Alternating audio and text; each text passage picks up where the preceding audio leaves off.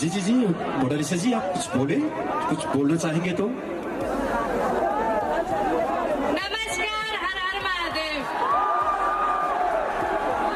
कैसे हैं आप?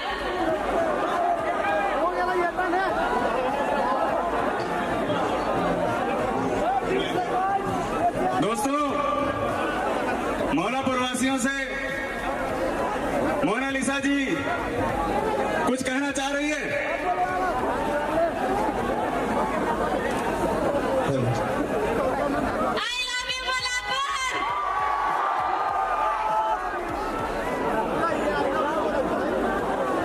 अभी चूंकि ये सीख रही है सारा कुछ, एक्टिंग से लेकर डांस से लेकर हर एक चीज, तो जो भी इनकी प्रस्तुति है उसको उसी नजरिए से देखिएगा आप लोग।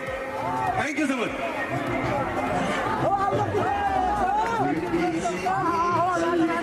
सच को झूठ कहने का, उल्टी सीधी चलने का, सच को झूठ के